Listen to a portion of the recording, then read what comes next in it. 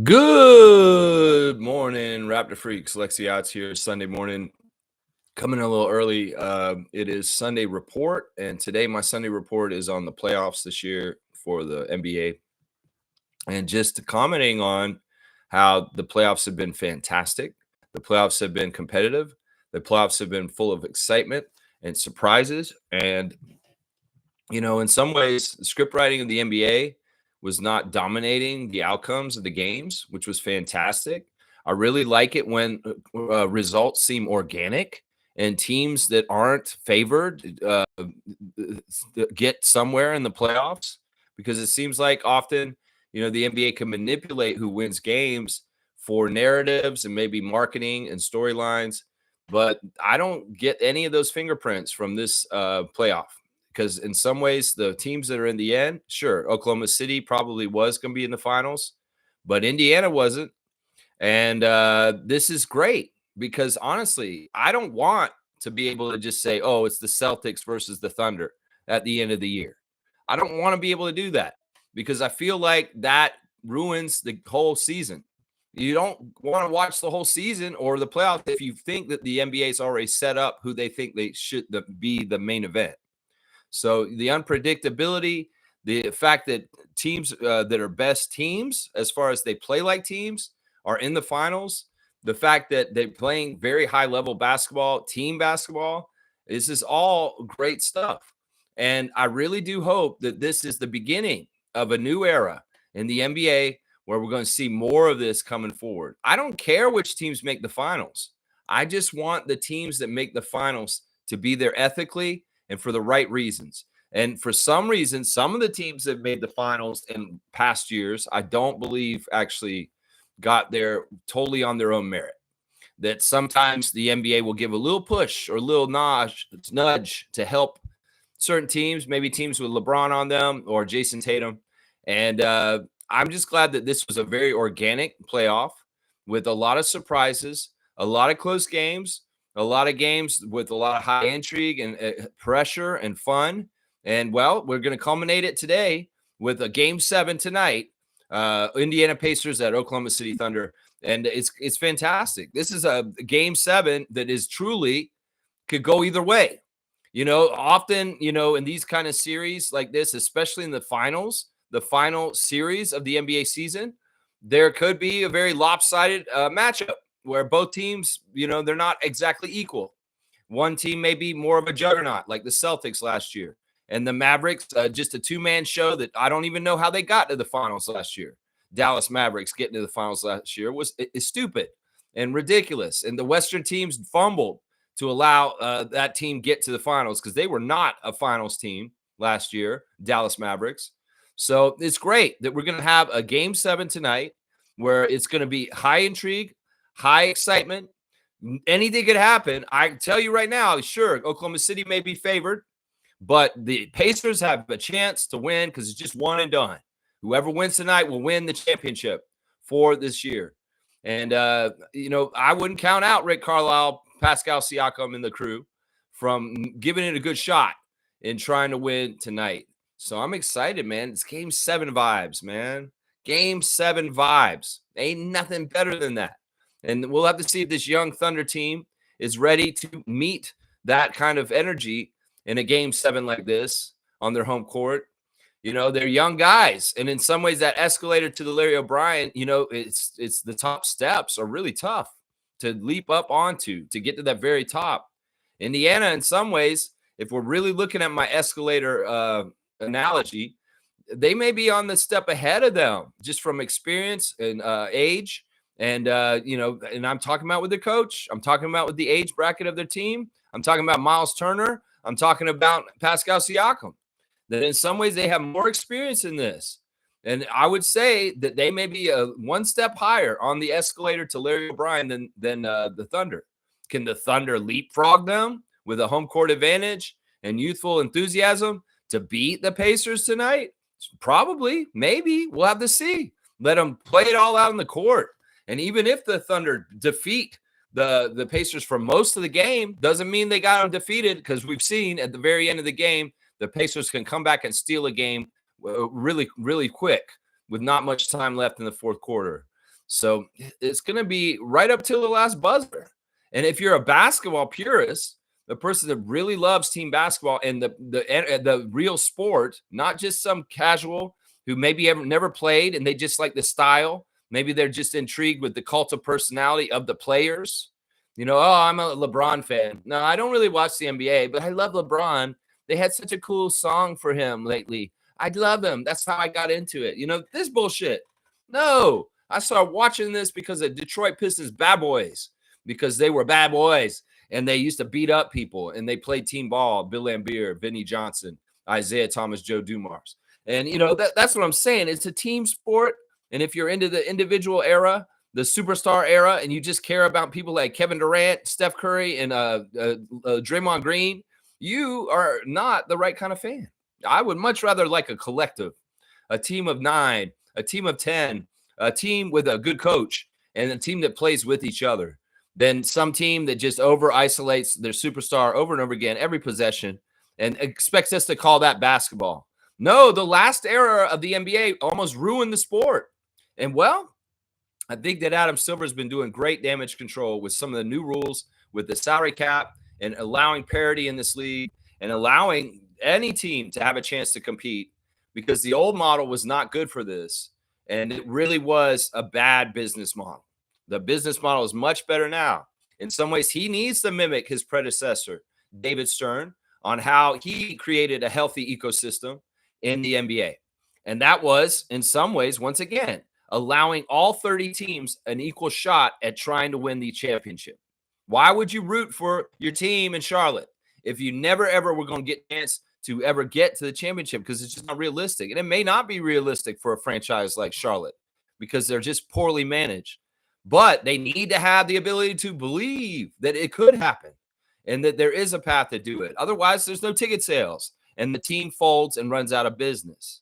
The way that the ESPN has marketed the NBA has been hurtful and detrimental to the product. They put down players, teams, all kinds of different things just to be snide little piece of shit bullies. Oh, yeah, you make fun of Pascal Siakam, make fun of the Raptors for all these years, make fun of different teams and players. And then you wonder why everybody disrespects the NBA and thinks the product sucks, because y'all taught them to think that with your negative coverage and your snide, childish, immature coverage, Stephen A. Smith and a lot of y'all on ESPN. Seriously, you trained the fans to be the way they are and look down on the product, and you actually devalued your own product.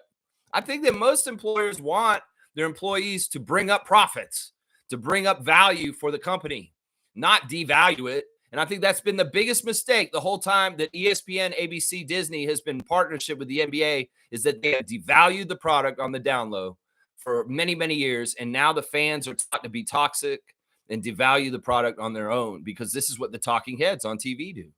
So it's like, yeah, Adam Silver, you want to increase your product, you want to increase sales, you want to increase your whole overall, earnings. Well, stop hiring people that put down your product from within. It's almost like you walk into a store to buy a TV, and the TV salesman's like, hey, come on in. I want to show you some TVs. This TV right here is pretty good, but honestly, you don't really want that one. It's probably too expensive, or it may break on you. Yeah, this one, yeah, you don't want this one either. It's almost black and white. Honestly, it's so old. Do you want a salesman like that working in your TV store trying to sell TVs for you? No. And that's what ESPN has been for you, selling the NBA product. Yeah. And that's why you need to replace all those jabronis on ESPN with the inside the NBA TNT crew. Yeah, get rid of all the jabronis in ESPN. Clean house. Get rid of all of them and hire everybody from other places that just lost their jobs from the contract changing. Just bring the whole TNT crew in and just replace the ESPN people with TNT. Now, I know the TNT guys put down the product too. Shaq, Kenny, Charles. But in some ways, they're fair about it, and they're more entertaining about it, at least. That's what I would say. They're a little bit more fair about it. But, Shaq, you need to study the whole NBA and stop disrespecting teams that you don't follow. You need to follow all of them. You get paid the big bucks. You're on TV like that, Shaquille O'Neal. You need to follow all 30 teams and understand, the players who are in the league at this time. That's your job, bro. That's your job, and you should do your job. That's what I'm saying. You know, these half-assed announcers that don't study the whole entire NBA, don't know all the players in the league. I know you can do this because I did this as a kid, year in and year out. I knew every single player in the NBA. I knew every single player where they were playing. I knew everything about their role and what they were doing on each team. And well, I don't understand why ESPN and NBA analysis can't do this yourselves. That's your damn job. You get paid to do it. So cover all 30 teams and be up to speed on everybody. And if you don't know about Toronto, well, that's your own damn fault. Don't act like you're an expert on them then if you come on TV, because you don't know what you're talking about if you don't study Toronto or follow the Raptors. Seriously, I don't want to hear you guys talk about them if you're not informed. That's what I'm saying. All right, let's check in with the chat. I just want to go on about this on the Sunday Report about how great these playoffs have been, how I'm so excited. These finals have been so fun, and I'm excited for Game 7 tonight. So, yeah, whatever you guys are thinking about the playoffs and your opinions about it, I'd love to hear it in the chat. Let's see what's going on with everybody this morning. Yeah, we'll start with Trevor J. He's saying truth don't need a crowd, just a backbone. You know, the truth is just truth. The truth is the essence of what is just true in this world. And you know what? The truth wins out in the end in any which way. Truth is every single thing that's natural in this world. The truth is birth. The truth is move. The truth is death. It's all truth.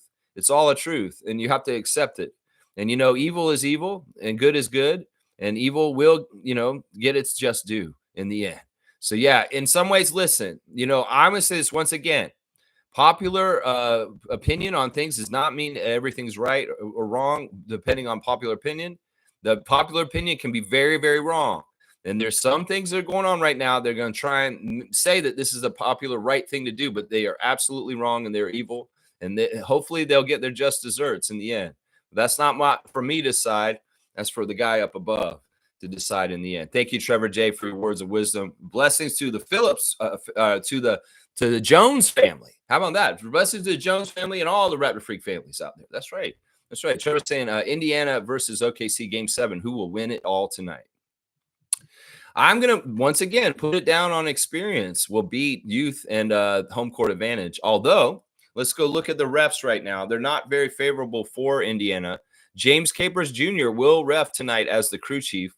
I'm getting a strong feeling that Jimmy Capers might be retiring after this year because he has worked a ton of playoff games this season, and he's getting the honor of doing the crew chief for Game 7 of the finals. That is a big crown jewel kind of assignment, man. Game 7 of the finals as the crew chief, James Capers Jr. I have no idea, man. It could be that he's retiring this summer. Maybe not. Maybe he's still going to come around again. He is 63. And, you know, I don't know. But he favors the Thunder. He's favoring the Thunder. It's not very close. Second ref is the worst ref for the Raptors this past year. We were 0-6 under him, and he stole a game winner from Jamal Shed, Josh Tiven. Josh Tiven just barely slightly favors Oklahoma City over Indiana. They're really close to each other. They're like third and fourth best record teams with Josh Tiven in his referee career. But, yeah, Oklahoma City has a slight edge with Josh Tiven. The third ref tonight will be Sean Wright. And I get the feeling that Tiven and Wright have been two of the top refs this whole entire year, that they're getting this assignment of a Game 7 in the finals. Sean Wright and Josh Tiven both very, very extensively worked in these playoffs, and they were very prominent in the season too. So I think that these guys were two of the top refs this year in the eyes of the referee grades and stuff. So Sean Wright is the umpire. He favors the Thunder also. So all three of the refs statistically favor the Thunder against the Pacers. And in the alternate ref will be James Williams. And in the replay center, it's David Guthrie watching from Secaucus. So, yeah, the refs are not good for the Pacers. The crowd is not good for the Pacers. So why is Lex saying, I think the Pacers are still going to win? It's because the team of destiny is a team of destiny. And in some ways, this Pacer run, as much as it's like some people are saying, oh, this wouldn't be good if the Pacers won. Adam Silver may be thinking this will be good if the Pacers win, because in some ways it's a great story. It honestly is a really fantastic story. The fact if the Pacers won the championship, it really would prove that anybody in this league can win a championship any year. And that is what we want, because we want the Raptors to have a better chance to win the championship just because it's more wide open and parity. And that is what that will happen. Yeah. Trevor's saying Raptors fans going to be mad. No more purple. Those Raptors jerseys are fire. Yeah, there was a little post yesterday, which made me very happy. But I know a lot of idiots are getting really upset right now, and I get it. I get it. Y'all childish people want the purple to come back for the Raptors. I told y'all it's a special color. We only wear it for vintage years, like the 30th anniversary year. Our colors are black and red. And everybody who's crying out for a rebrand, well, apparently they're saying it's official that we're not getting a rebrand next year. That there's the athletic company that makes the jerseys have already started to make the jerseys for next year, and they have leaked the 4 main jerseys for the Raptors next year, and they're all black and red and white, and there's no purple to be seen. And I'm not upset about this. You guys know how I stand on this, and this is exactly the right decision by them. It makes sense. Purple is a special vintage color for the Raptors franchise that should only be brought out for anniversary years, like the 20th, the 30th anniversaries. And I wish the Raptors fans would understand this. Now, I know a lot of y'all hate the chevron, but the chevron's still here too. We're going to wear the exact same red with black chevron jerseys that we wore last year. We're going to wear the white one with the red chevron too. And we're going to wear the black jersey with the Thunderbolt pinstripes and no chevron on it too. Those are the 3 main jerseys, along with the new City Edition jersey that was leaked that is absolute fire. It's the one that I was hoping would be the City Edition for this year that got leaked in the last month. It is a black jersey with red lettering, and the Raptor is on it, and it's an old school Raptor logo, just like the first year, except it's mashing up the current colors of the Raptors with the original jersey. You're getting a dinosaur, but you're not getting a purple dinosaur. You're getting a white dinosaur. And the most fire thing about this City Edition jersey is that the dinosaur is wearing the Earn Not Given Championship We the North jersey, the red jersey with the white chevron. And I love that jersey so much. In some ways, this is a City Edition jersey that is paying homage to our championship year of 2019. Last year, we had a City Edition jersey that had a Vince Carter dunk logo Raptor on it. And that was really apropos for last season in honoring Vince Carter with his jersey retirement and the 30th anniversary. This year, we're going to have a City Edition jersey that honors our championship team with the championship jersey on the Raptor on the jersey. It's fire. I love it. I love that jersey so much. I mean, the City Edition jersey last year was really good too, but I think the one this year is fantastic. But yeah, there's a bunch of whining and crying on Reddit right now, Trevor. And I'll go look at it real quick. We'll do the Raptors Reddit reaction right now. First, they got the Thundertaker, Game 7. They got Siakam in the Undertaker's hat. You know, listen, Siakam did an interview yesterday explaining why his eyes roll back in his head that I thought was totally unnecessary. Siakam, you do not have to answer to anybody.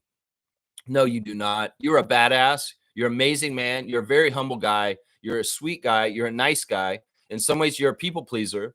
And you feel like you got to answer to people in the press. You don't have to answer to anybody about why your eyes roll back in your head. It's kind of funny what he said. He said that he didn't even realize he's doing it. He said that he thinks his eyes are closed, but they're not. And he's like, oh, obviously they're not. I thought my eyes were closed. But no, you're just rolling your eyes back in the back of your head. And everybody's gone out of crazy with it, thinking he's demonic, thinking he's got black magic, saying all this crazy, stupid shit. A lot of racist shit is being said. And, you know, Siakam's a badass. He said, I'm going to try and stop doing this, everybody. He thinks that he feels bad because he thinks he's freaking people out. And he's saying, I won't do it anymore, guys. I'm sorry. I don't want to do it anymore. Why can't you just be you? And these stupid people should just shut up and let Siakam be Siakam. Who cares if his eyes roll back in the head? Y'all idiots who think that this is some sort of demonic thing, you need to shut the fuck up. It is not. It's just a man who had his eyes roll back in his head. Everybody does this. You can do it too. Don't act like you're holier than him or anything like that just because that happens. I'm ashamed that Siakam felt like he had to come out and apologize for this and explain himself. You do not have to explain yourself, Siakam. You do not. You are better than this. And in some ways, I'm sad that you felt like you did because fuck those people. You live your life and you do it however you need to do it. If you want to roll your eyes back in the back of your head and you don't know it, let him do it. It's his right, guys. It's his right. And y'all need to shut up. I'm so sick of people being over analytical. I mean, the man can't even just do this. Seriously. The Siakam was funny. He's in this interview and he said, my agent told me I saw you rolling your eyes in the back of your head during the anthems in Toronto. And I was like, yeah, we all been seeing this. It's not like the first time. I've seen Siakam roll his eyes in the back of his head probably about a dozen times over the years. And I never thought anything about it. I never ever thought anything about it. I just knew that this is him meditating, getting the game mindset to get ready to play basketball. And it has nothing to do with anything else. It's no spirits and any of that bullshit. No, it's so stupid. And like Todd Rempere told him, is like, yeah, you're rolling your eyes in the back of your head when you're standing during the anthems. He's like, I'm doing that. I didn't realize that. And he's like, just leave the man alone. Let the man play basketball. Let the man spin. Let the man do what he does. And who cares? This is frivolous stuff. Y'all are weird, man, that you made such a big deal out of Pascal's eye roll and stuff. Seriously, y'all are weird for this. And I'm ashamed that he had to apologize to you guys and say he's going to try not to do it anymore. It's so stupid, man. People are so stupid and annoying, honestly. So that there's a lot of jokes about Pascal and his eyes on Raptors Reddit right now. Here's the no rebrand post on here, and they showing the jerseys, man. They're beautiful. Scott Barnes, number 4. I love that jersey, the new City Edition jersey, black with the pinstripes, and the Raptor is white with the red jersey on it, and the white logo for Toronto in the style of the old original jersey. It's just badass. It's badass. And the comments are silly. Everybody's like thinking, oh, we want the popular. We're voting. We think that we want this. Like the fans on Reddit think that they're the majority. They think, oh, no, we want purple. No more chevrons. They want to direct everything on there like they're the power brokers of this. Y'all are very small, loud minority on Reddit. And honestly, most people don't have very strong opinions on this. Let's just put it that way in the first place. Now, some of us do. I do. And you do on Reddit also. But remember, in some ways, you are not MLSD. You do not have the ideas and the things to do rebranding. You're not GMs that should tell Bobby Webster to trade for Giannis. So it's all on all things. Y'all are just trying to grab power in places where you don't have power is basically what's going on with some of the people on Raptors Reddit. Y'all don't have no power. Y'all really don't. You can whine and cry. You can say things on there, and they may pay attention to you. But for the most part, y'all don't have any power. You don't have the power to trade for Kevin Durant. You don't have the power to put purple back on our jerseys. Seriously, you really don't have that power. And that's what you're learning today is what it is for y'all purple passionate people. Seriously, is that y'all don't have the power. The Raptors have the power, and they have a brand and an identity that is very well crafted and very smart, and it's red and black.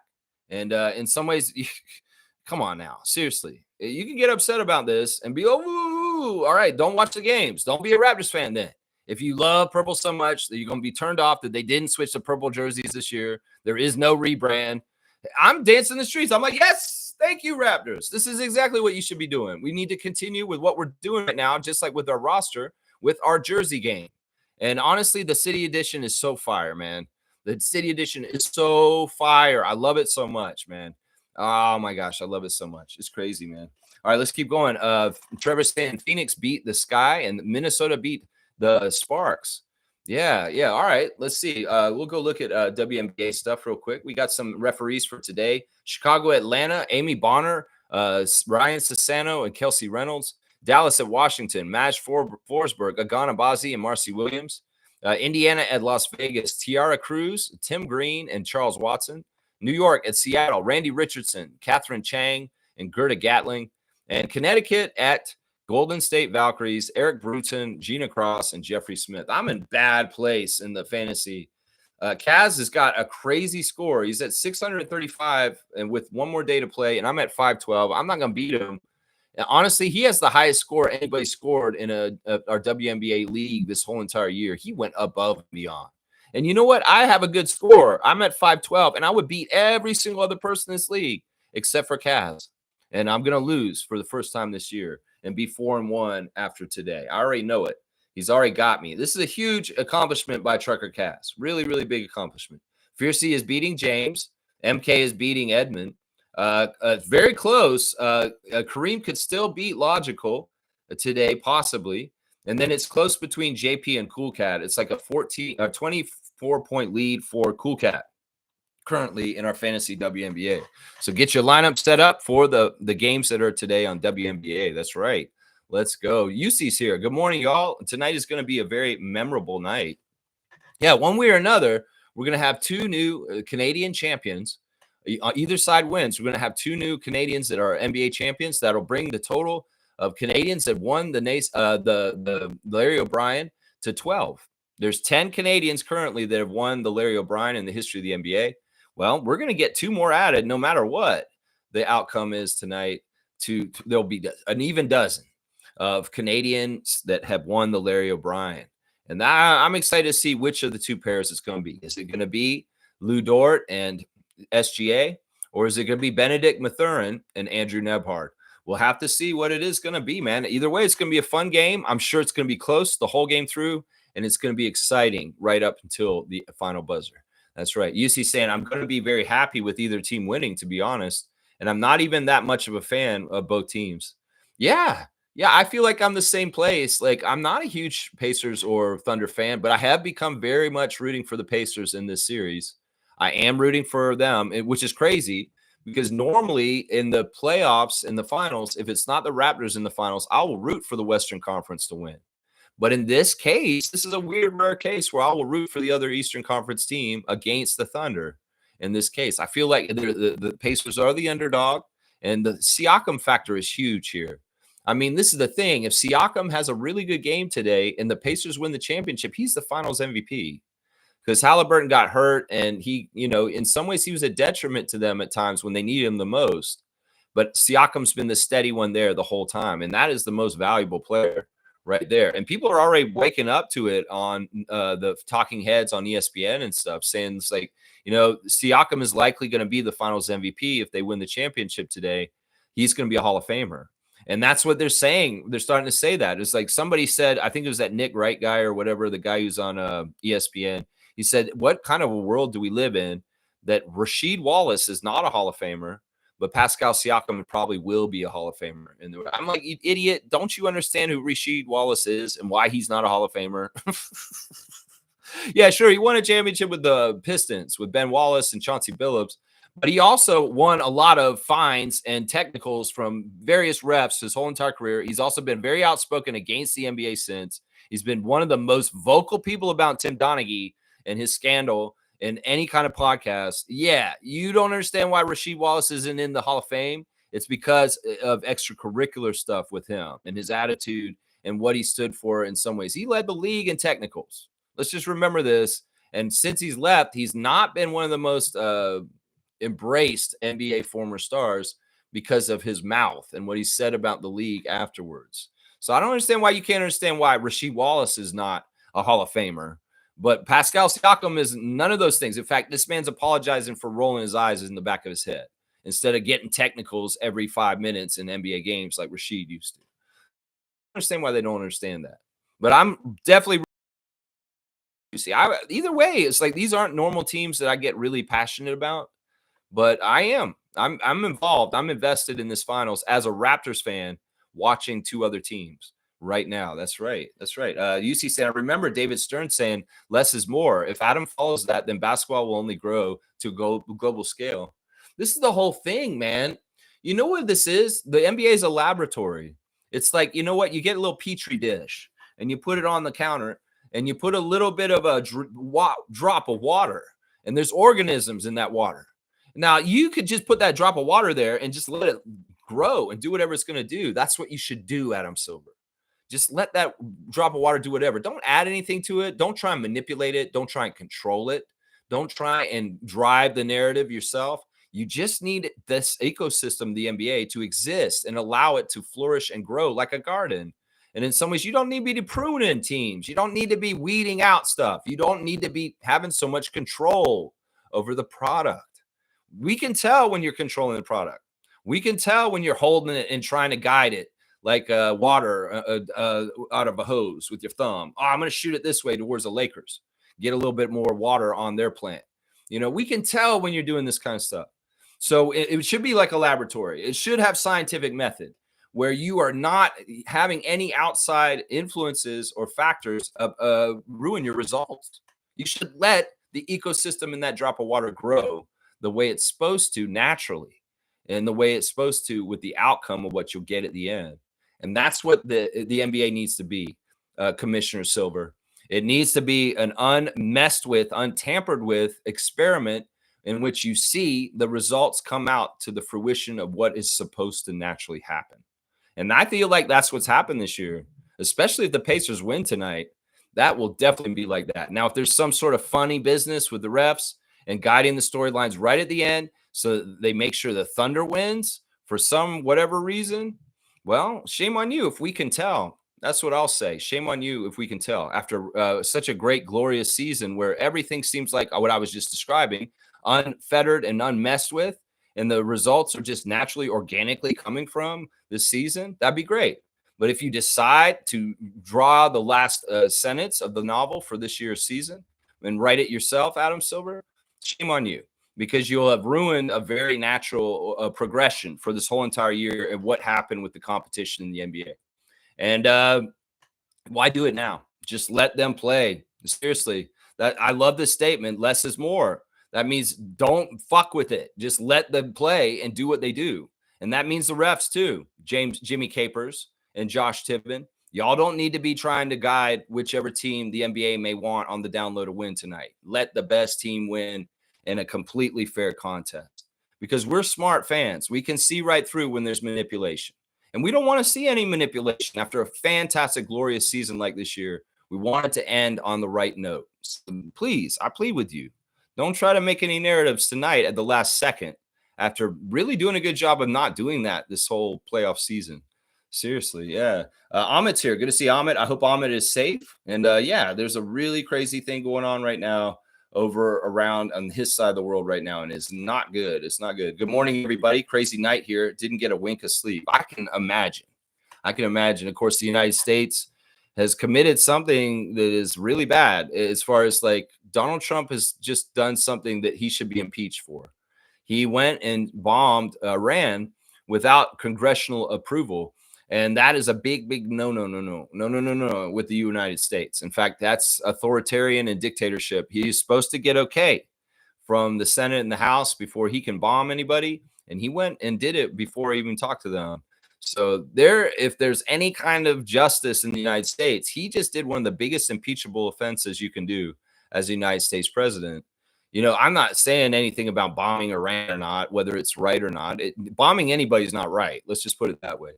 But the fact that he did it without consulting the rest of the government is very bad. And yeah, this is so bad because in some ways, you know, George W. Bush made some major mistakes with Iraq. Well, it sounds like and seems like Donald Trump, who wanted to be known as the non-war president because he never started wars. Well, you just broke your rule last night, bro. You can't say that you're like a peacetime guy that never had any wars going on while you're president. You actually just started a war, and you did it in a dumbass way, just like George W. Bush did back in the day. And if the U.S. is involved in a conflict in the Middle East for decades to come because of this, it's your damn fault. It's totally your damn fault. And you know what? What did Bush say back then? It's like, fool me once, that's on me. Fool me once, that's on you. Fool me twice, that's well, he didn't even know how to say it. But this is what this is. And in some ways, history repeats itself when ignorant, dumbass people are in charge that do not understand history and how to repeat the same damn mistake. So Donald Trump, you just stepped in W's mistake, bro. You just stepped in W's mistake. And you're an idiot, man. Absolute idiot. Absolute idiot. All right, let's keep going. Amit's saying, other than some two-way players and 10-day contracts, I know every player, coach, GM, and president, and I'm doing it for free. If I was being paid, I'd learn about a new sport. See, this is the thing. Amit is a sponge for information as a young man. I was very similar to him when I was his age. And you know, we didn't have computers when I was his age. I wrote it all on paper. I'd go get the annuals for the season, and I'd get like the Street and Smith, the Beckett's, all kinds of different magazines that were the previews for the seasons. And I would go and look over the rosters. I'd pore over the stats. I'd understand the rotations. I'd write them all out in handwriting on notebook paper. That's what I used to do when I was a kid. And I totally get what Amit is doing because he's similar to me. And this is the crazy thing. He knows the 10 days. He knows the two ways. He knows the GMs and the presidents. Yeah, that's above and beyond. So Shaq, what's your excuse, bro? What's your excuse, ESPN people? This kid, Amit, he's knowing it all way better than you, man. Maybe you should have your job. That's what I say right there. Maybe you should have your job. That's right. Trevor's saying they're saying Pascal's trade to Indiana going to look bad for the Raptors because he is in the finals. Who's saying that? And why do they matter, Trevor? Nobody's saying that matters. That doesn't make anybody look bad. That makes the Raptors look good. I don't understand how they think that makes it look bad. Why? Because we traded him. We had to trade him. I'll go over this over and over again. Casuals that don't pay attention to Toronto, that don't understand why Pascal had to get traded out of here. Well, I'll explain it to them again, but I mean, y'all all know it. They're not listening. So do I need to explain it again? I'll say this, Trevor. These people you're talking about, we don't need to talk about them. We don't need to bring them up. They don't matter. They really don't matter. This is all perception. And whatever they're saying, these are Raptor haters are going to figure out how to hate us either way. So who cares what these people are saying? Seriously, Trevor. In some ways, this comment is not necessary to be in here because it goes. I know there's people saying like this everywhere, all the time. There's people, dumbass people saying this. But once again, they're not informed. They're idiots, and we don't need to promote them further by bringing the garbage in here. Is what I would say. They can say that, but it doesn't matter. It doesn't make us look bad. It makes us look good because we drafted him in 28, made him into a huge level player, and now he's going to probably win. He's an Eastern Conference Finals MVP. He's all these other accolades. I don't know why he makes us look bad. Once again, he makes us look good. If they're really trying to say that, no, he makes us look good because we made Siakam into who he is, and in some ways, his success going beyond is Masai's success. We know this. So I don't understand who this person is. Do they matter? No, they don't. And I don't understand why you're echoing them here. That's what I'll say. Amit's saying, I love the purple, but I think if we rebrand to purple, we will eventually get tired of it. I remember a lot of people loved the OVO jerseys when they first came out at first. You know, I don't even care what people think about the jerseys anymore. This is such a dumb subject. It really, really is dumb. You know, in some ways, it's like there's always going to be naysayers and idiots that don't like something about whatever on the team, whether it's the logo becoming like this. You know, a lot of people didn't like the logo turning into this. I mean, I can understand. In some ways, it's kind of dumb. You know, there's always going to be people complaining. You're never going to please everyone. And I would say this: keep the eras in the eras where they're supposed to be. That's what I got to say to this. And seriously, people that hate the chevron so much, get over yourself. Seriously, it is actually a really good design. And it's just that you are bored with it. Or I don't know what y'all want. Y'all just want something shiny new all the time. If you had your way, we'd rebrand the team every 2 or 3 years. It seems like idiots. So no, a rebrand usually comes every 10 or 15 years. And that's why these idiots are too quick on this. The chevron era is still on right now. The chevron era is on and the black and red era is on as long as the Raptors say it's on. And the fans, you know, you can have your input. They are listening and they will listen to you to an extent, but it's up to them. In some ways, we have a lot invested in branding and imaging for the Raptors. They don't take the shit lightly. That we, the North, we heard about what Bobby said in the interview with Hello and Welcome about coming up with the slogan, We the North. They argued about whether it should have We Are the North in there. And they said, no, we don't want it to be grammatically right and make it We the North because then it fit even better and it hit harder. So listen, they're very serious about crafting the image of this team. And some of y'all want to make us look like the Barneys again. And I ain't about it. There's some purple up there. Yeah, that's from another era. That's from an era for us oldsters that watch the Raptors, the 50-year-olds like me. And 20-year-olds, I'm sorry. You just weren't here when we did purple. I'm sorry. You just weren't. So you can enjoy the nostalgia. You can go back and look at the pictures of Tracy McGrady wearing a purple jersey. That's fine. And maybe we'll wear a purple jersey every 5 years or so. How about that? That's the deal, y'all. I'm serious. That's how it is. 35-year anniversary, you'll probably see purple again then, but maybe not for a whole lot in between. And that's the thing. Is that some way how to make it special? That's how to make it special. If you want to do it every year, have to wear purple every single game, that ruins the specialness of it. That ruins the remembering of the old eras of the Raptors. And Raptors fans, you just need to get over yourselves and stop. Once again, people that are quibbling about trades and jerseys too much, you need to shut up. Go get another hobby. Go outside and touch grass. Jesus Christ. That's what I say this morning. Seriously, go outside and touch grass and get into some other activities instead of quibbling and caring about the jerseys and the trade machine this summer. Oh, my gosh, put the trade machine down. Raptors ain't doing nothing. Just chill. We got Brandon Ingram. We got badass rookies from last year. We're going to have a draft on this week. And just chill. Seriously, the Kevin Durant, Giannis stuff has been all a bullshit thing that they want to test the loyalty of the Raptors fans, and y'all failed. Because y'all were ready to trade RJ and Jakob every which way for these guys. Scotty even. You're going to sell out Scotty for Giannis. You're idiots. Stop, please. Stop. Just stop. Let the team be run the way it's supposed to be run. And y'all need to chill out. is what I'm saying right now. Y'all need to chill out. That's right. Fiercey's here. Good morning, fam, and happy Sunday. Good morning to you, Fiercey Salsera. Always good to see you in the chat. I'm saying, and now they don't like them as much and want the purple back. Yeah, the OVO stuff is fine. The black and gold is fine because in this era, there's still a little bit of that is our motif. We have done some black and gold jerseys over the last few years. They're classy. The Welcome Toronto stuff has been great. I don't mind that other look. In some ways, it's a good look. I'm just saying, once again, I'm an old Raptors fan. I've been a fan since they started. And I remember how bad we were wearing purple. And I feel like these kids that want purple so bad for our team, they don't understand what that could unleash as far as our winning percentage. And y'all need to stop pushing this. Seriously. Seriously, the purple heads need to stop because it will mess with our winning percentage. In fact, I will make connections with this year being a 30th anniversary, wearing purple jerseys, and us only winning 30 games this year.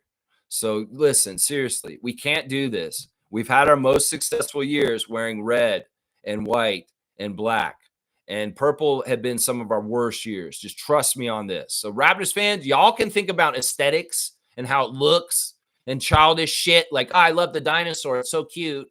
Oh, purple is my favorite color, so I want them to come back. No, I'm thinking about the team winning. I'm thinking about the team winning. And maybe I'm a little superstitious.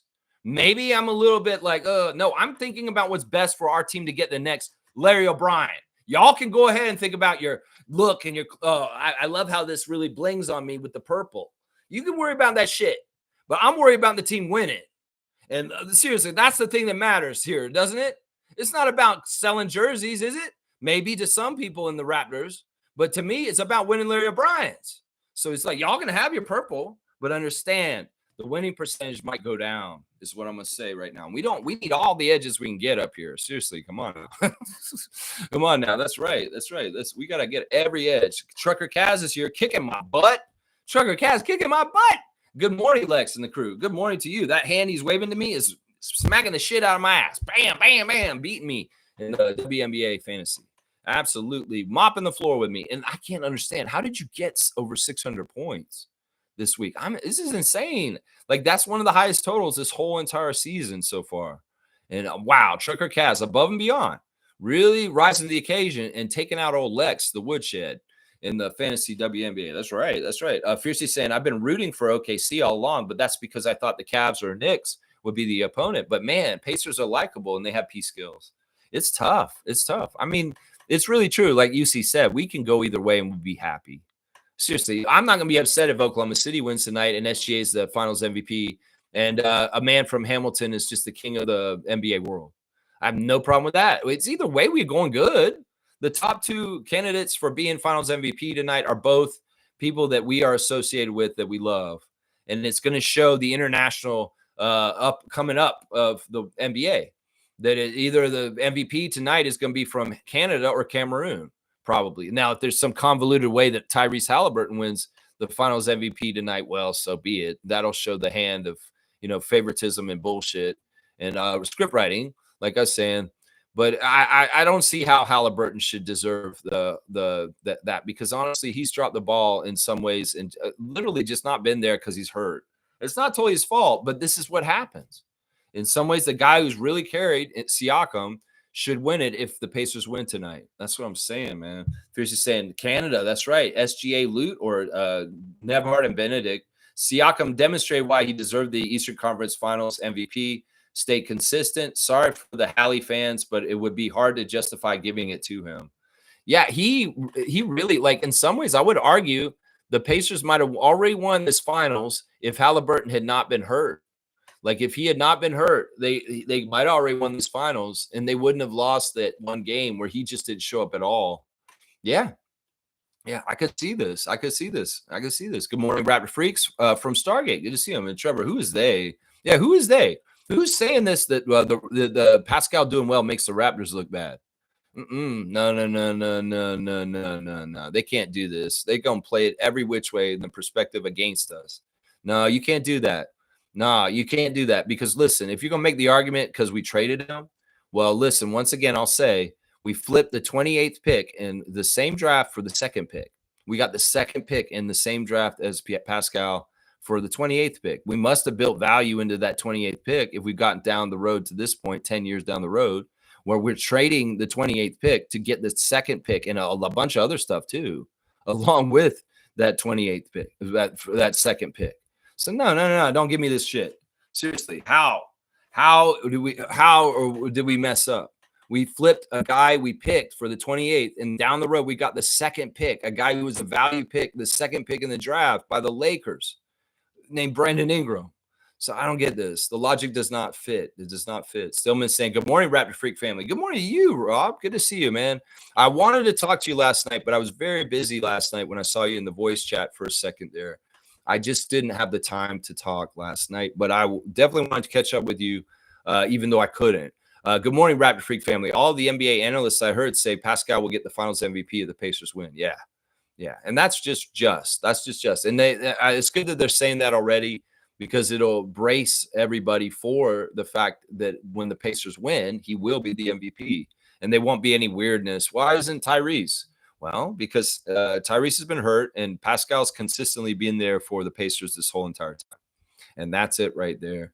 Good to see you, Rob, in the chat with us this morning. Stargate saying, I don't care about jerseys. I don't care about salaries and contract terms and salary caps and all that shit. I watch the game for the game, on the play, on the court, point blank. That's it right there. This is a man that's got my interest at heart also. As far as that is how I am too. I'm about basketball. I'm about X's and O's. I'm about watching the game. I'm about watching shots go through the hoop. I'm about watching dunks. I'm about watching rebounding. I'm about shot blocking, steals, all that kind of stuff. And all the extra stuff on the outside that people want to get distracted with or quibble about. In some ways, sure, I'll put my opinion on these subjects, but in some ways, what does this matter? Seriously, 105 is the dunks total for Stargate, getting a dunk right there on this. That's right. See, Pascal's getting claps from Fiercey. I like that. All right, let's keep going with some of the tabs. Let's do the straight goods on Canadian goods today. It is Sunday, and even though I'm a little feisty, maybe cussing a little bit, I'm trying not to come crazy. I'm sorry. No swearing Sundays. I know. But today I want to put on blast the priest, not Siakam. We was talking about Siakam was supposed to be a priest. Everybody talking about dark magic. And I was like, nah, man, this guy was in seminary. This guy is a man of religion. This guy very much believes in God. And it's not anything like y'all are saying. Come on. You know that back in the day, the old televangelists that are on TV like Creflo A. Dollar and Jim and Tammy Faye Baker, they'd always be doing like things where they're like, oh, Lord, oh, they do the roll up in their eyes too. And they're supposed to be religious and with Christ, right? Haven't you seen televangelists roll their eyes in the back of the head when they're on at 3:30 in the morning trying to steal your money? Come on now.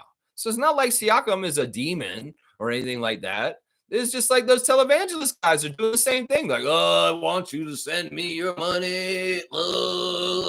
Seed money to me. It's the same thing. But anyway, the Burger Priest is a guy who went to the seminary too, apparently. He's from California. Yeah, American guys started Burger Priest. I was shocked by that this morning. But Burger Priest is a burger restaurant chain in Toronto. It started on Queen East. I remember when it started in 2010. And it's awesome. I've enjoyed Burger's Priest for a long, long time. And it's a smash burger place downtown Toronto. There's 25 locations here in Ontario. And there's 3 locations out in Alberta now, too. So it's grown really well in the last 15 years. But yeah, the Burger Priest, they have a secret menu that's got all kinds of crazy mashups. They do really crazy, decadent burgers at the Burger's Priest. But this is the same kind of story. This guy who made the Burger's Priest was supposed to be here in Toronto at a seminary studying to become a priest, but it wasn't really jiving with him, just like Siakam with the seminary school in Cameroon. And he looked for alternative route in his life. And well, basketball for Siakam, burgers for the Burger's Priest. And yeah, and he got the idea. Oh, I'm not supposed to be a priest. I'm going to make it the Burger's Priest. So if you want to support a good Canadian company, even though it's an American guy who started it, he's here in Canada and it's a Canadian company, go to the Burger's Priest and get some of their gourmet, crazy smash burgers. They only use 100% Canadian beef.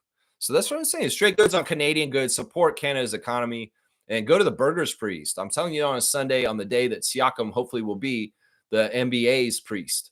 NBA's finals MVP priest. That's what I'm saying right there. There you go. Burger's Priest. That's right. Stargate Stanley Lex. Why is Aaron Rose pushing the Derek Queen on us? His last few articles, man, geez.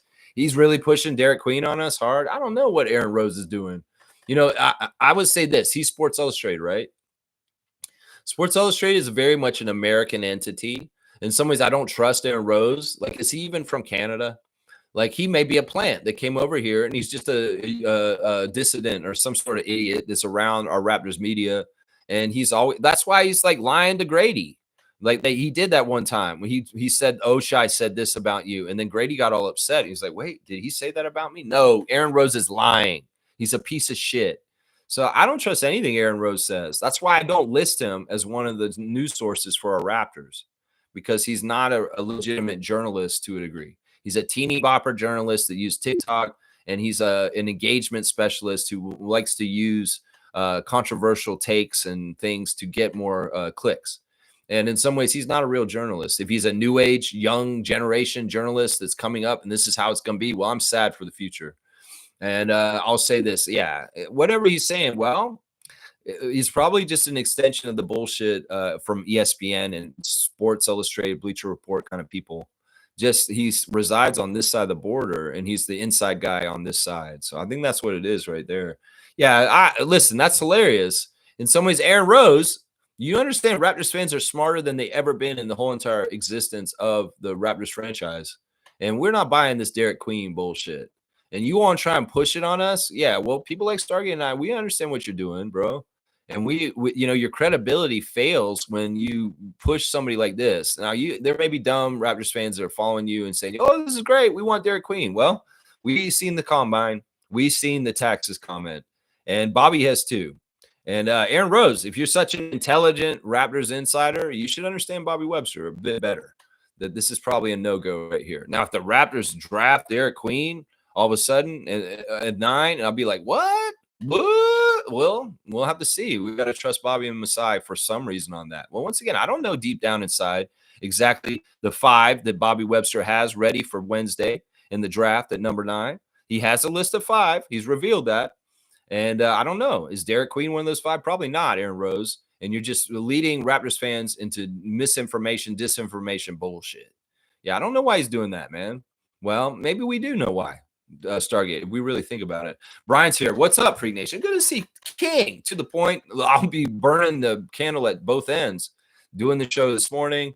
And then later tonight, after the championship is done, after all the stuff that's going on, and Brian and I were already talking about, there's a lot of stuff that we have to watch afterwards and then do the reaction. It's going to be a late night. And we'll be doing another post-game reaction to Game 7 of the finals. The final game of the season will be tonight, and we will watch it. I saw a funny meme, though, that has Scott Foster's picture on it saying that he's showing up tonight and there will be a Game 8. And I was like, that's so hilarious. It's like, Scott Foster was the ref tonight, and they're like, there will be a Game 8.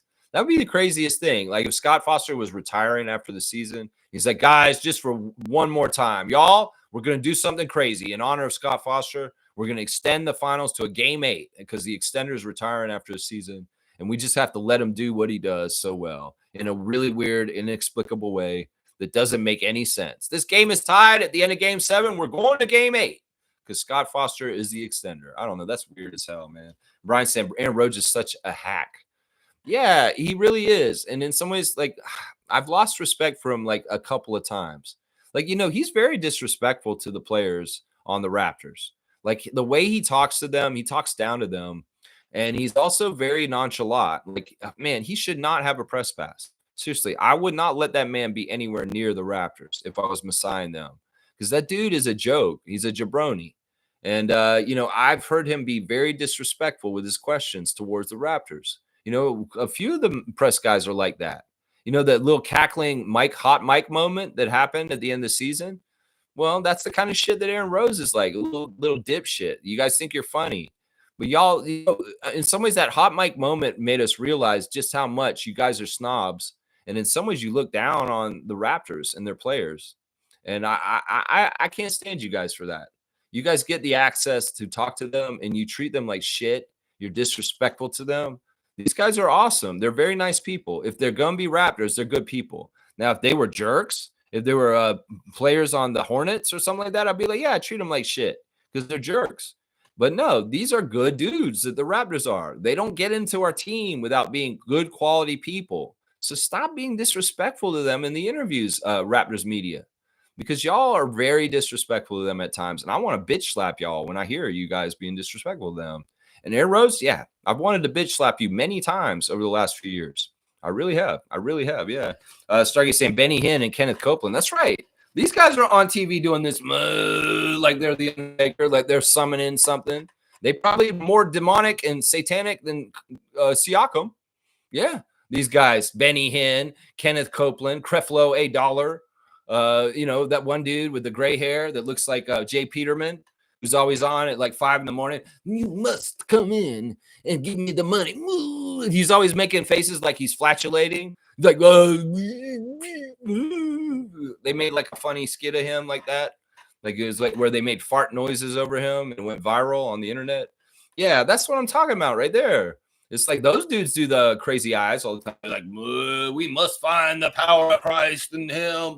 Send me my seed money. That kind of bullshit. Yeah. Let's see. Brian saying, I can't take SI, Bleacher Report, and Clutch Points seriously. You shouldn't. You shouldn't, because first of all, they're not paying attention to us like we are, King. No, they're not. And they're not experts. They're not understanding because they don't put the effort into actually paying attention to us. So when people like Brian Scalabrine get on the radio and say, I don't totally understand about what the Raptors are doing, sometimes these people are not understanding because they're not paying attention and they're not even putting the effort into it. It's not because we don't know what we're doing. It's just that these guys didn't do their homework, and their homework, the assignment is they can hand it in. So I don't know what they're doing because I didn't bother to do the work. That's what it is right there. So it's like your channel, my channel, we put in the work. So it's like we're more reliable than these people when we're talking about the Raptors. Seriously, because they're not paying attention. We are. And on this channel, like a magnifying glass, every single thing we're paying attention to here. That's right. Infamous is here. Good to see Raptor Freak Infamous holding it down. A longtime Raptor Freak. A salute, freaks. While he's not perfect, I definitely prefer Silver over Stern. How soon we forget how racist Stern was, which many players at the time called him out for a middle finger to Stern. I don't remember that. I don't remember David Stern being that racist. Can you tell me exactly why you think he's racist? That's interesting. I thought David Stern's a better commissioner. And the reason why is because, the NBA was more entertaining. This is the thing. I'm judging these guys on how the NBA is. Is it entertaining? Is it something where I'm very invested and excited about, like I am about today's game?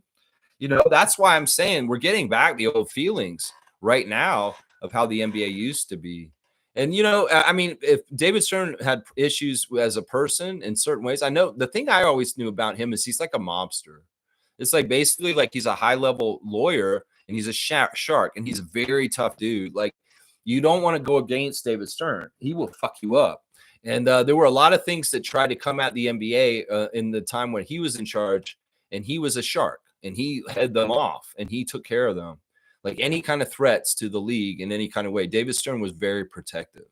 That's what I know. I know that about him. And I know that he had a ruthless side to him behind the scenes, but then there was also the side of him in public too. But yeah, I want to see what you guys are saying. Like, I do want to understand why. I don't remember what David Stern was racist about.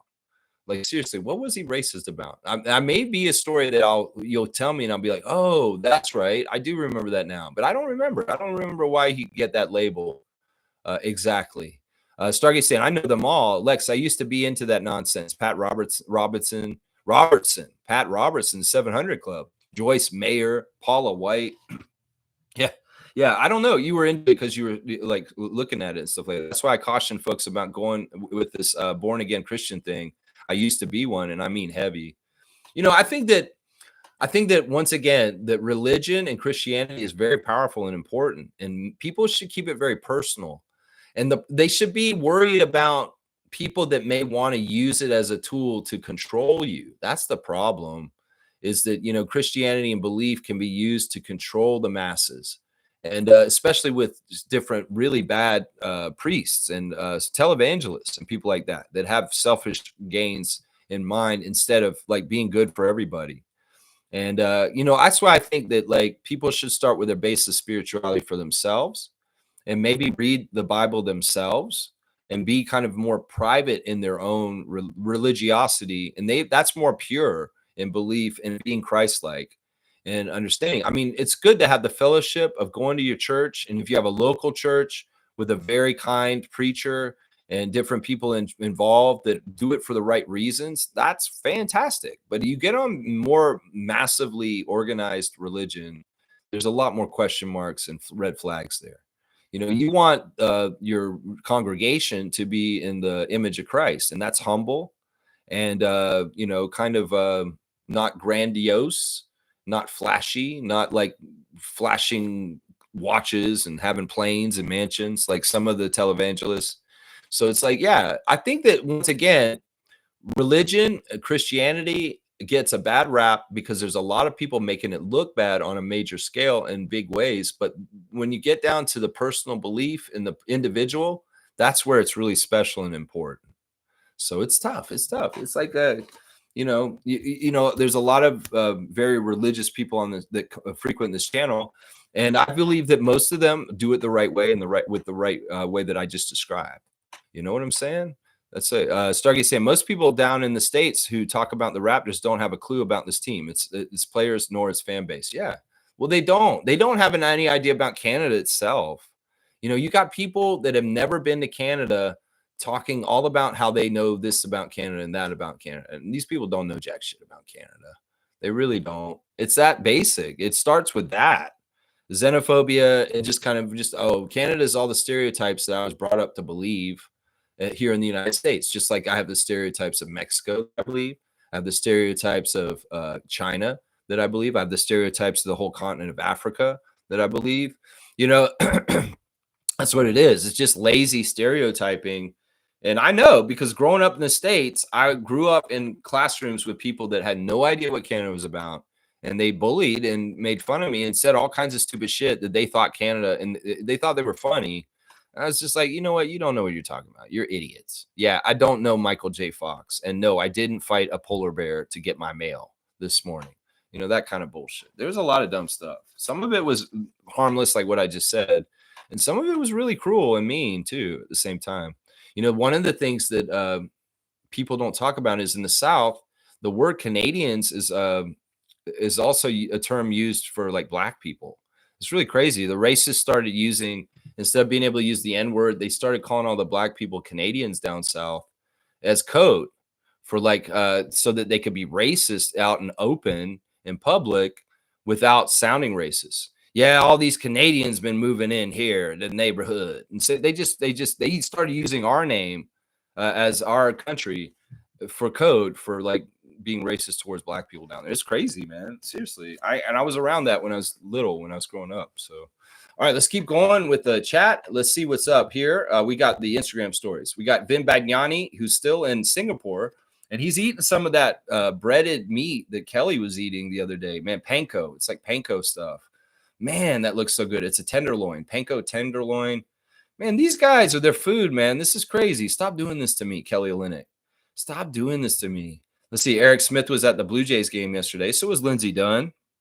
Let's see. We got Orlando Robinson's at Roscoe's Chicken, man. Chicken and waffles. Getting that food.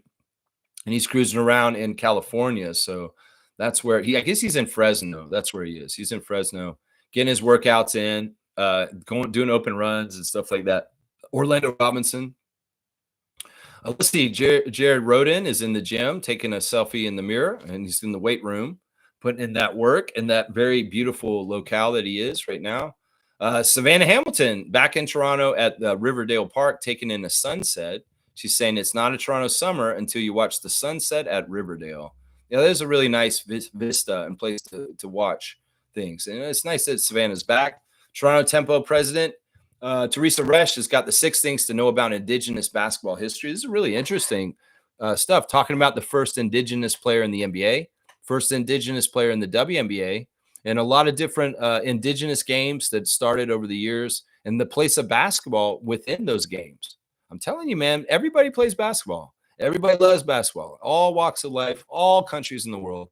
People love basketball. I'm telling you right now. Kelly Olynyk's got a cool sculpture that he's seeing in Korea with some hands. I'm not sure what hand sculpture is. No, man, he's got some fried chicken now, too. Stop it, Kelly.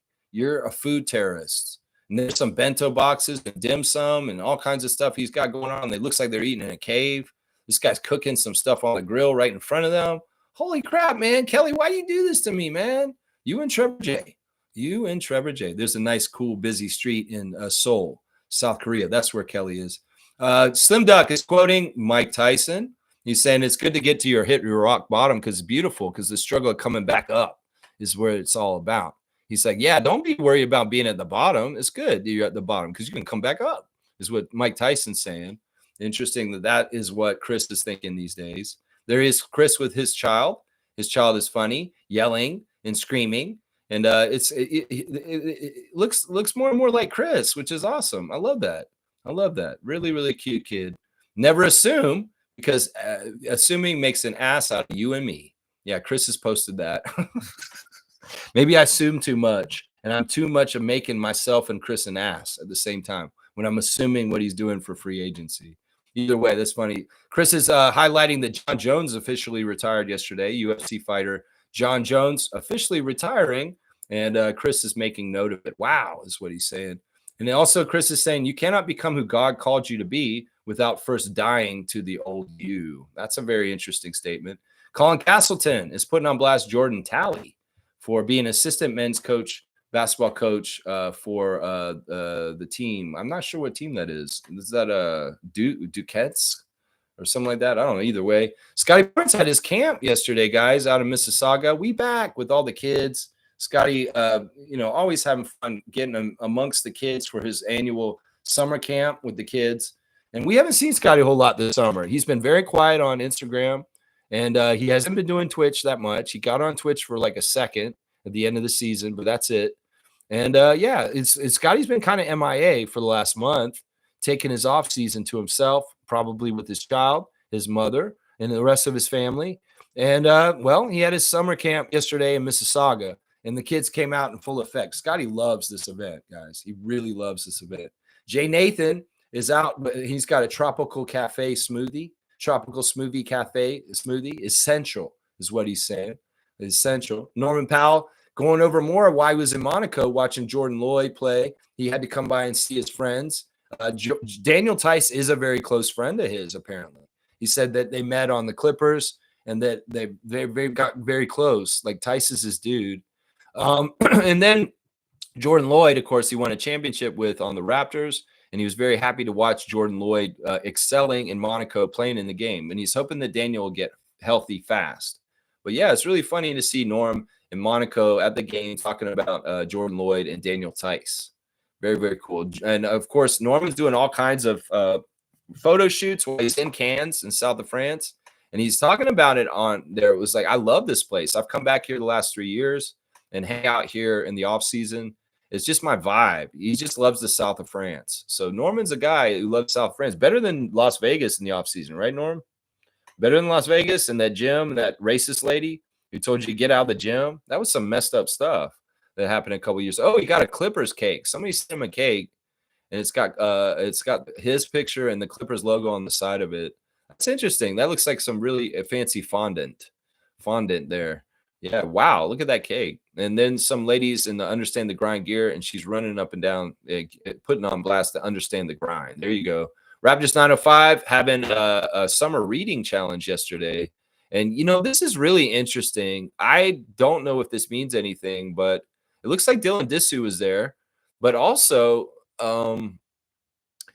Kevin O'Banner is back in Toronto, and he wasn't on our team. We cut him, and he went to the Pelicans G League team last year. But for some reason, he loves Canada so much in the 905 because he's not technically 905, but maybe will be again next year. I don't know. It's weird. But Kevin O'Banner was back in Toronto at MLSE Launchpad last night with Coach Andrew Jones at this reading event, coming in, just talking to the kids. I'm impressed with that, Kevin O'Banner. Like, seriously, I didn't think you were anything to do with the Raptors. And the fact that you come back up to Toronto to do this event with Raptors 905 as an alumni of Raptors 905, but not necessarily a current player. Luke Wynn, are you bringing Kevin O'Banner back next year? Because this is what it seems like. This man's at MLSE Launchpad yesterday. That's what it seems like to me, that Kevin O'Banner is still 905. Stripes was there wearing his 905 jersey, bombing threes. Yeah. And of course, they were doing reading. And this was really cool. They had an author come in and actually read their book to the kids. for the Reading is Fundamental Summer Reading Challenge. That's a wrap. Stripes and Kevin O'Banner and Coach Andrew Jones there also. He brought his kids down there to the MLSE Launchpad, Coach Andrew. Yeah, really, really cool event. Great to promote the reading. And there's Kevin with Andrew. Andrew, you going to be coaching Kevin O'Banner next year? Because I feel like that might be true. Why is he here right now? I mean, seriously, that's going above and beyond, man. That's not even your team right now, bro. The Toronto Tempo event at Stack looked really stacked with people. Good stuff going on. It was the Pride event for Toronto Tempo. It seems like Stack's going to be their go-to place to have events outside. They had the court set up, and they had the queer dimes down there shooting shots, and they're playing horse, and there was open court and lots of talking about basketball and intersectionality with queer and lesbian, gay people in basketball. So yeah, very cool event at Stacked yesterday. Hopefully it was nice and sunny and no rain, and maybe not too hot. There is the heat advisory in the GTA right now. So yeah, it's quite hot already today. It's good. So good stuff at Stacked yesterday with Toronto Tempo having their event yesterday. Grady Dick is in Bahamas with Carla, and they're riding on the back of a golf cart in Hopetown, Bahamas. So Grady's living that life, that fast life. And Shamshay's putting on blast a clip of Chris Boucher working out on House of Highlights where he's attacking the rim more, putting the ball on the floor. I don't know if Chris has a new side to his offense that he's bringing out for next year, but Shamshay's putting it on blast on his Instagram that Chris has got new bag of tricks. There you go. There's the Instagram check for today.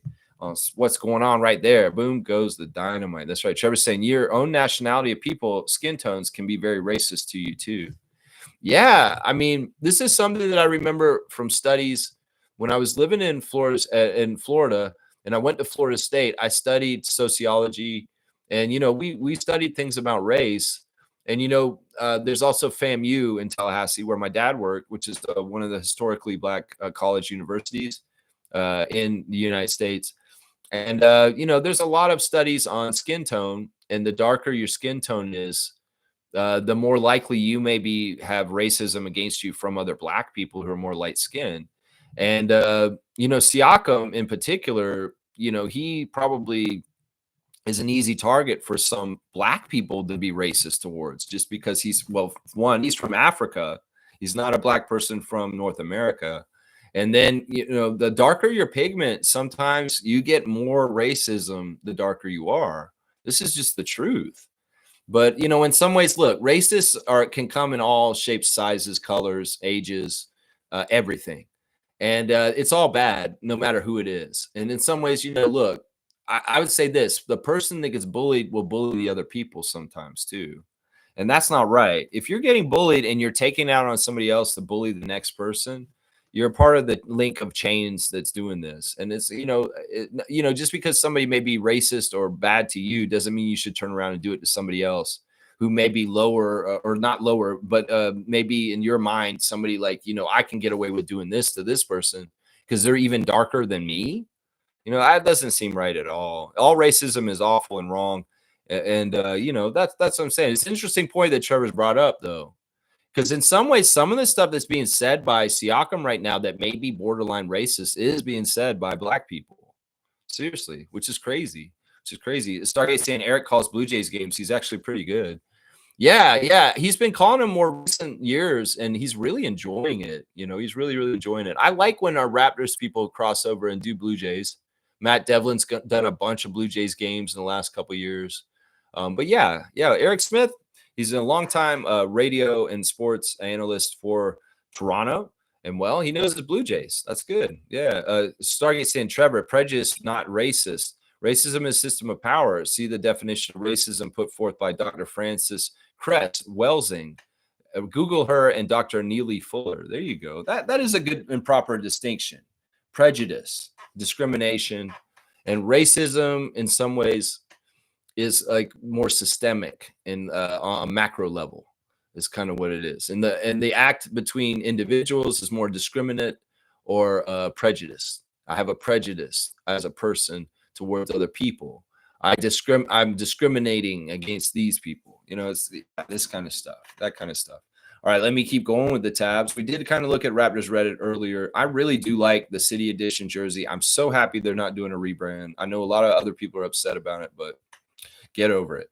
Maybe you'll get your rebrand next year or 5 years from now. Who knows? Who knows when you're going to get it? Yeah. They got a list on Raptors Reddit with the non-All-Stars who spent the most time on the court as Raptors. This is a rich, interesting list. Morris Peterson's number one. He played 16,000 minutes as a Raptor and wasn't an All-Star. Jose second. Andrea Bargnani is third. So let's look at that, man. We got a lot of minutes out of Andrea. He was on our team for 14,000 minutes, man. I'm just saying. Let's see. Jonas is on here, fourth. Alvin Williams is fifth. Amir Johnson, sixth. OG Anunoby, seventh. Doug Christie, eighth. Terrence Ross, ninth. And the 10th player is Damon Stoudemire. And these are all players that did not have All-Stars, but had the most minutes playing for the Raptors. That's an interesting list. Those are really great players on there. Really, really great players. Let's see. What else are on here? Who do I want to win the NBA championship on Sunday? I'm going to pick the Pacers. Let's see what the results are. 454 votes for the Pacers to 177 for the Thunder. So Raptors fans are squarely behind Siakam and Indiana today overall. It seems like that. Michael Grange has come out and said, for sure, and this is great. I love this. Michael Grange fight the good fight for the Raptors for once. That this is exactly what he said. And I love this, man. I did not realize that Grange was fighting the good fight for us sometimes. He said this, in case you missed it, reporting a key fact regarding any Raptors trade speculation. If a deal is set to include Jakob Poeltl, it's not happening. Simple as that. Also some deets on pending contract extension for the big Schnitzel. So in some ways, Grange, as the right-hand man of Ed Rogers, he's coming out and he's putting out a press saying that Jakob Poeltl is not getting moved and that we're actually reinvesting in him. That sounds like that is going to happen because Grange is Rogers' dude and Rogers is in charge. And if Rogers has got Grange saying that Poeltl's off the table and he's not going anywhere, he's not going anywhere. And we're about to sign him to an extension. This all checks. And thank you, Michael Grange, for using your power for good right now. Sometimes you use it for bad. And well, you're using it for good this weekend and telling all the Raptors Nation that if you hear a trade rumor that has Jakob Poeltl in it, it is false. It's not going to happen because he knows from inside and working for Rogers that it's not going to happen. And in fact, we're going to re-up with the big Schnitzel, as he calls him, the big Schnitzel. The big Schnitzel. Yeah. Stargate saying that's colorism, but not racism. Racist is totally different thing. Yeah, we should get the terms right. And yeah, we should get the terms right on this. But it's kind of the same action in some ways, but not totally. There are some distinctions that need to be made. The Stargate is pointing out right now. Yeah, for sure. All right, birthdays. Today we have a birthday of a former Raptors champion. Is their birthday today, and it is Danny Green, guys. Danny Green is 38 today. Happy 38th birthday, Danny Green, former Raptor of the Green Room. Danny Green's awesome. He's doing his broadcasting career. It's fantastic. You know, I thought he was going to do broadcasting afterwards. He has a communication degree. He's well spoken. His podcast was really good while he was still playing. And Danny Green being a broadcaster after his playing career totally makes sense. Now, Norman let something slip the other day in an interview yesterday that I read or I saw that Norman Powell said that when he's done playing the NBA, he's going to play in Europe. He said that straight up on this clip. He said, when I can't play in the NBA anymore, I'm going to be coming to Europe to play professionally after my NBA career. So if anybody's wondering what Norman Powell's plans are, well, when the NBA says you're too old and you can't play here, he's going to go make some money and play in Europe because he loves it over there. And he's all about doing what Jordan Lloyd's doing right now. So just to pass the information along in case somebody missed it, Norman Powell said straight up, after I'm done in the NBA, I'm coming to play in Europe. So that's pretty interesting. Amit saying, I love both the big Schnitzel and Schnitzel. So you like eating Schnitzel, Amit? Yeah, Schnitzel's pretty good. When I went to Austria, I ate a lot of Schnitzel. When I went there a long time ago. Yeah, so the Schnitzel thing kind of makes sense. I went to Austria, and I ate a lot of Schnitzel, and they're calling the Austrian Jakob Poeltl the big Schnitzel. Yeah, Schnitzel's good. I like eating Schnitzel myself, too. Stargate saying, draft in a few days, guys. Who will be our new Raptor? Man, I hope it's common. We'll have to see. Although Common in some ways is getting dissed in some ways because he's such a project and he's so raw. It's just really the frame and the lump of clay that you get to mold that's attractive about him. He does not come ready to go. He really doesn't. He's going to be a project no matter what. But, the potential and what's going on with Common Malawach, man. Now, I'm really worried. Well, I'm not worried. I feel like the NBA experts are hiding Asa Newell. Like Asa Newell is a very, very high level player, but they're trying to downgrade him or downplay him because some teams are going to try and sneak him in the mid-teens in the first round. So I would say this once again. Masai and Bobby, do not hesitate. If Common goes earlier and Asa is available at 9, take Asa Newell. Seriously, do not hesitate. Because honestly, I see what's going on with this kid. And all the things that they're saying that are wrong with him, they're the same things they were saying that were wrong with Scott when he came into the league. Oh, he can't shoot that well. He can't do this. This is all stuff we'll work out later. The other stuff that he can do so well is the important stuff. And the stuff that he doesn't do, well, this is stuff he can get good at as he comes to the NBA and gets better and better. So, yeah, the detractions about Asa Newell, to me, aren't enough to take him out of possibly being our 9th pick. Seriously, do it. Just do it. Don't think twice, Bobby.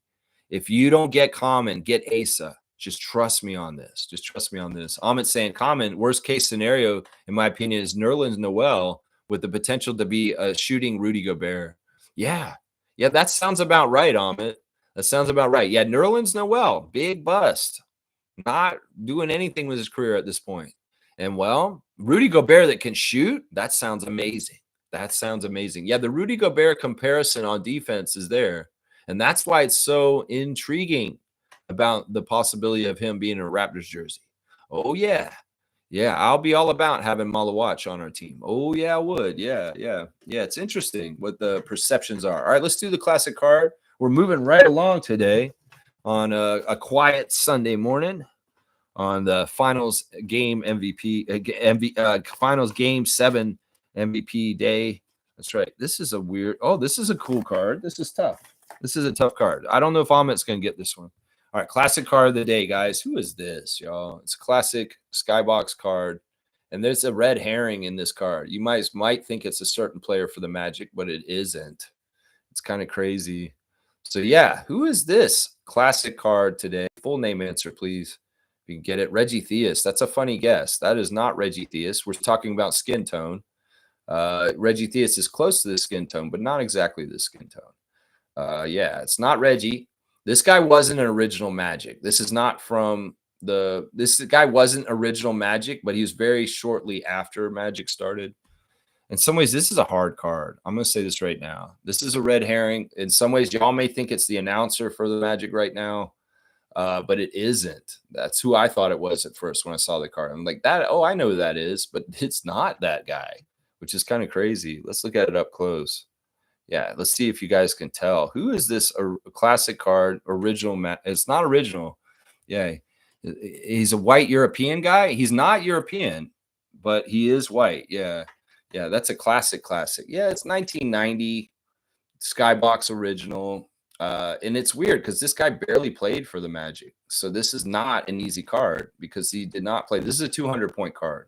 This is very, very hard. I'll show the back of the card even, because it does have a better picture of him, and I don't know if you guys will get it. This guy's an American white guy. He's not a European white guy, if that's what you're asking, Amit. Yeah. This guy, look at the little white streak in his hair. This guy, I think he was more well-known as a Laker than as Orlando Magic. And even then, it's not like he was, very well-known. I would say that this guy has almost the same name as the lead singer of Sugar Ray. You know Sugar Ray? The lead singer of Sugar Ray you got his first name in the part of his last name too. Yeah, if you know who the lead singer of that, David Hasselhoff hairdo. Yeah, I guess it is kind of like that, Fiercey. Look at that hair. He looks kind of like the one guy from The Simpsons, or the guy who's from Tracy Ullman, who they did the League of Our Own TV show, and he plays like Jimmy Dugan, who Tom Hanks plays. I forget what his name, Sam something. He's like he's an actor. He's in a lot of comedies.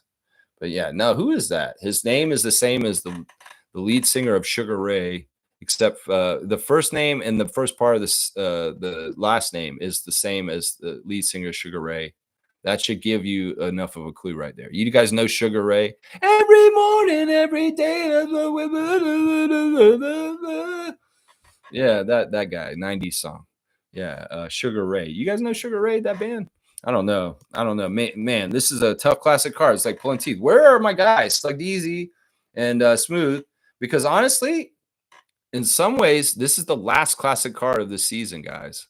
This is the last trivia points you can get for this season because the Larry O'Brien's going out tonight, and tomorrow we start over with our fantasy point totals. So this is the very last card that anybody can get for this season right now. You got to get it if you can get the points. If you don't, I'll keep the points for myself. I'll keep them for myself. But nobody knows who this is. Y'all don't know the band Sugar Ray? Seriously, Sugar Ray. Think about the lead singer, what his name is. I think he was like a correspondent on Access Hollywood too. Yeah, that's the guy I'm talking about right there, Stargate. That's his last name. But think of, yeah. Who is this? That's right. Who is this? This guy right here. He kind of looks like Naco the Nacho a little bit in the face. Like this is grown up Naco when he's like 46 or something like that. That's weird, man. Yeah, you got the right guy, Stargate. That's the lead singer of Sugar Ray. If you got the first name and the first part of their last name, then you should know who this player is. That's right. This guy. You would think this is Jeff Turner. That's what I want. Everybody was going to say Jeff Turner. That's Jeff Turner. No, it's not Jeff Turner. It is not Jeff Turner, Orlando Magic announcer who still does the games with David Steele for the Magic. It was original Orlando Magic player for the team in their first expansion year, Jeff Turner. No, this is not Jeff Turner. This is Stargate. You should just get it now because you know who the lead singer of Sugar Ray is. Come on now. Let's get this figured out. I don't want to do this for too long because I want to get this done. Come on now, Amit. You can figure this out, right? Maybe you should Google, Amit. Maybe you should Google. I'm telling Amit to Google on this one to finish the season because nobody's getting it. Yeah, you can't see his numbers, so you can't really figure it out by the number. You're going to have to Google Sugar Ray, and then you're going to have to Google NBA players that have that kind of name kind of together. Yeah. Man, I didn't realize it was going to be so hard. Seriously, I guess this is like one of the hardest classic cards we've ever had that we're stuck on it like this. Come on, y'all. Come on. Who is that? That is not Gerald Mayhew. It is not Gerald Mayhew.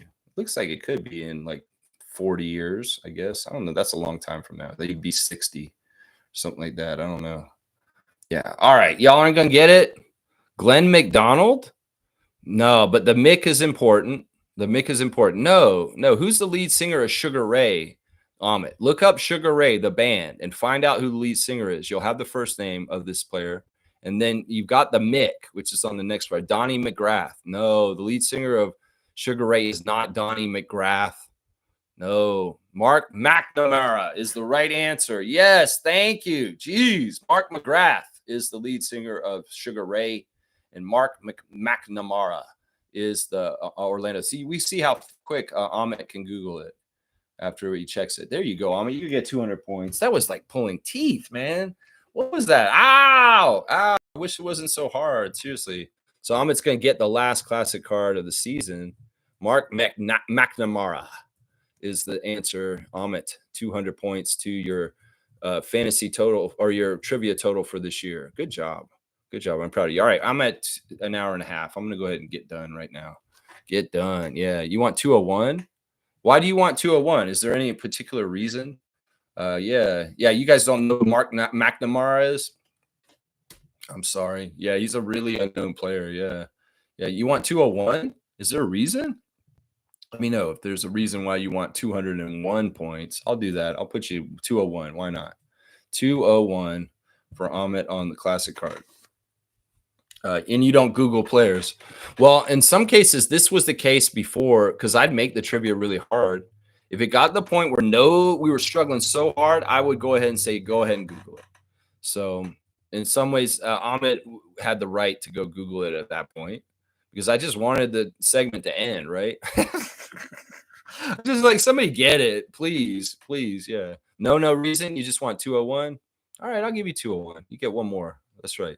All right, let's get out of here, guys. Thanks for watching the Sunday Report. I just want to reiterate the point that this playoff season has been one of the best playoff seasons in recent years, maybe in like the last 6 years since the Raptors won.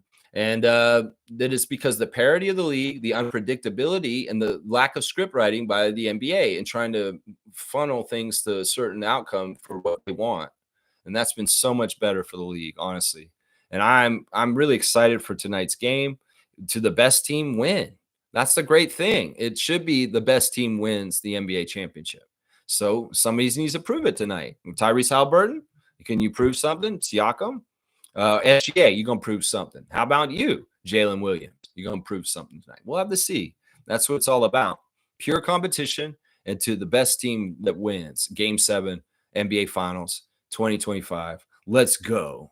Let's see what happens tonight. That's right. That's right. Starry saying, how do you think I won trivia last year? Yeah, he did have to use Google to a certain extent.